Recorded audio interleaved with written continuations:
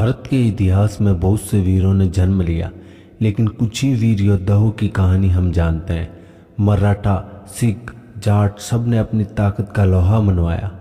आज हम आपको भारत के एक और वीर सपूत और छत्रपति शिवाजी महाराज के बेटे संभाजी महाराज के बारे में बताने वाले हैं।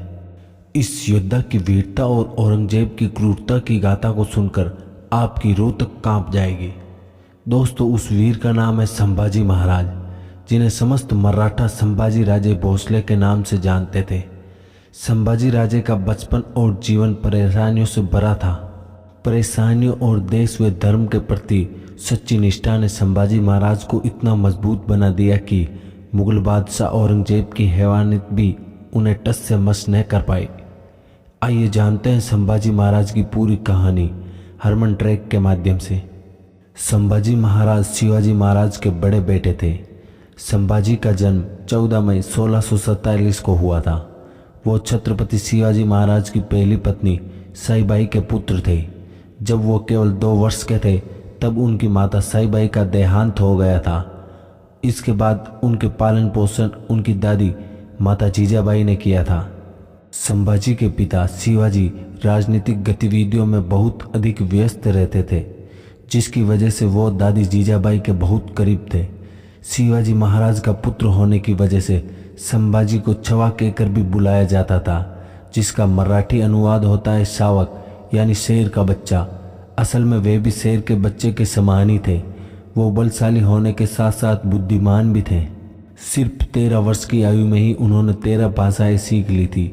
यही नहीं, वो छोटी सी आयु में ही घुड़सवारी, तलवारबाजी और तीरंदाजी के साथ साथ हर प्रकार का अस्त्र शस्त्र चलाना सीख गए थे।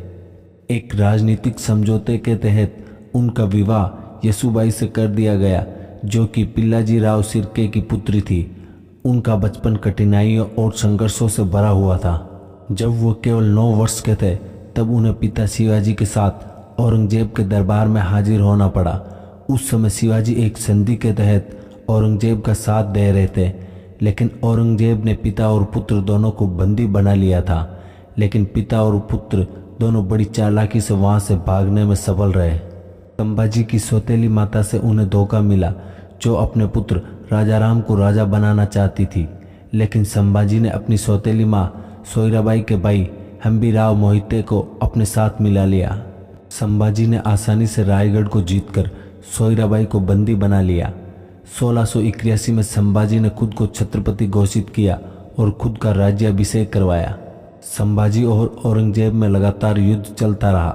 औरंगजेब को लगा कि वो खुद मराठों पर हमला करके बड़ी आसानी से पूरे दक्कन को हथिया लेगा, लेकिन संभाजी ने उसे इतनी कड़ी टक्कर दी कि फिर उसने छल कपट का सहारा लिया। कहते हैं कि संभाजी और मुगलों के बीच बहुत सी लड़ाई लड़ी गई, जिनमें अधिकतर में मराठों की विजय हुई तो कुछ में हार। संभाजी के परिवार के एक व्यक्ति ने उनके और कवि कलश के अकेले जाने की सूचना मुगल सेनापति मुकरबर खान को दे दी। मुकरबर खान ने संभाजी और कवि कलश को बंदी बना लिया। संभाजी को पकड़ने के बाद उन पर बहुत से जुल्म किए गए। औरंगजेब अपनी क्रूरता के लिए इतिहास में हमेशा याद रखा जाएगा। जब पहली बार संभाजी और कवि कलश को औरंगजेब के दरबार में लाया गया तो औरंगजेब बहुत खुश हुआ। उसने झुककर मक्के की ओर हाथ उठाकर अपने खुदा का धन्यवाद किया, जिस पर कवि कलश ने कहा कि वो संभाजी से प्रभावित होकर उनके स्वागत में ऐसा कर रहा है। इस पर औरंगजेब बहुत अधिक क्रोधित हो गया और उसने संभाजी और कवि कलश को कैद कर बहुत सी यातनाएं दी। औरंगजेब सबको मुसलमान बनाना चाहता था। उसने संभाजी और कवि कलश को छोड़ने के लिए भी 3 शर्तें रखी। पहली यह कि संभाजी अपनी पूरी संपत्ति, सेना और राज उसके हवाले कर दे। दूसरी ये कि वो उन सब के नाम बताए जिन्होंने उनकी मदद की, और तीसरी ये कि वो इस्लाम कबूल कर ले। इस पर संभाजी ने कहा कि अगर औरंगजेब अपनी पुत्री का विवाह उससे कर दे तो वे ये शर्तें मान लेंगे। ये सब संभाजी ने औरंगजेब से बदला लेने के लिए कहा था, जिसे सुनकर औरंगजेब और भी अधिक क्रोधित हो गया और उसने दोनों को उठाकर उल्टा लटकाकर जोकरों वाले कपड़े पहनाकर पूरे नगर में घुमाया। सभी मुसलमानों को उन पर थूकने को कहा गया।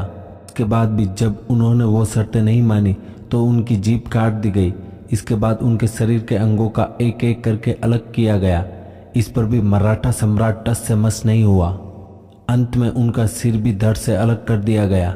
बाद में कुछ मराठाओं ने उनके शरीर के टुकड़ों को सील कर उनका अंतिम संस्कार किया।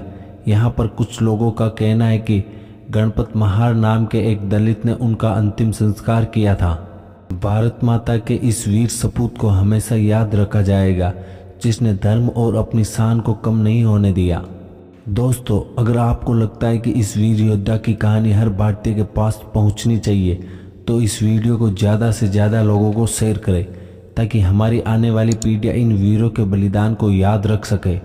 आप हरमन ट्रैक पर छत्रपति शिवाजी और दूसरे बहुत से वीर योद्धाओं को वीडियो देख सकते हैं। साथ ही इस वीर की शान में कमेंट बॉक्स में 2 शब्द जरूर लिखें। तब तक के लिए धन्यवाद। जय हिंद, जय भारत, इंकलाब जिंदाबाद।